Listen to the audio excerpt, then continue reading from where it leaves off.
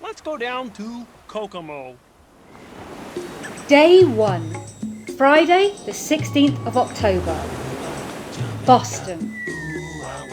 Thanks to a misunderstanding with my body clock, I was up before dawn this morning in anticipation of meeting my new floating home, the Norwegian Dawn.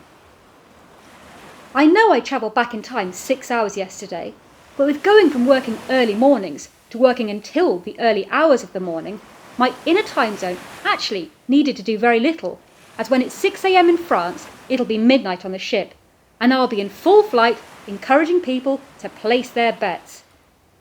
Apparently, that seemed too easy, and my body decided at 3 a.m. it was time to get up. Seeing as I'll probably still be up and stood next to a roulette table at 3 a.m. tonight, there's a good chance I'll just sweep everyone's chips to the side and crawl on top for a little snooze, with a gentle rocking of the ship to lull me to sleep.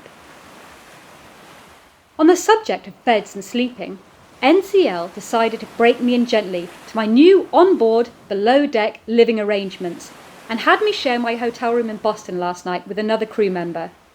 I did at least have a double bed to myself, a luxury I won't be experiencing for a very long time, as my 3 new cabin mates and I share a very small room with very narrow bunk beds. Last night went smoothly enough, and now I just need to remember the 5 golden rules. Number 1, be quiet, as waking your sleeping bunkmate is not a way to make friends.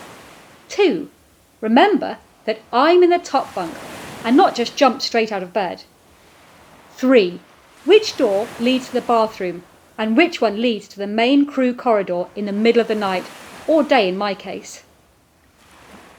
4, wear some kind of clothing to bed, especially important if number 3 happens and I'm locked out of my room naked.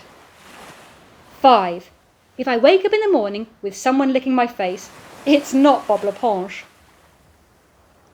There are lots of other golden rules to adhere to in other areas of the ship.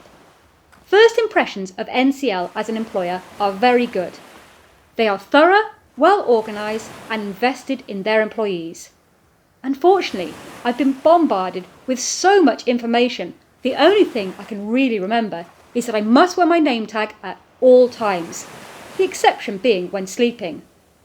The name tag thing is great, as I'm terrible with names and faces, so a glance at someone's chest, and not only do I know their name, I also know their onboard role and where they're from. Happy days, if only real life could be like that. Apparently, this ship is small as far as cruise ships go. I've been on board all day, and it's that big it feels like a medium-sized town. The fact that we've been docked most of the day and I'm below deck has made me forget I'm even on a boat at all. This does mean it's very easy to get lost though, despite a guided tour and kind people who keep turning me round and pointing me in the right direction. After a 45-minute hunt trying to get back to my room, I was devastated to find out, when I eventually got there, that I actually live in room 3218 and had been incorrectly searching for cabin 3281, which I was now stood outside. 20 minutes later, and with more than a little help from my fellow teammates, I eventually turned up in the right place, only to find out it was time to head off to the lecture room for safety training. It's on deck 5 aft, which is back upstairs, turn right, down the long corridor, turn right again, somewhere before the end, up some more stairs, through the crew mess room, along the corridor, and the second room on the left, or something like that. Don't even ask me where the hell the casino is. And that's all for day 1. Thanks for listening. Be sure to tune in for day 2's antics tomorrow. Same time, same place. Well, not literally, as this ship never stops.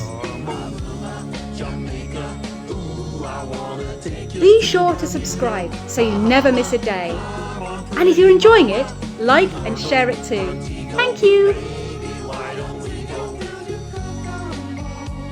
We'll get there fast and then we'll take it slow.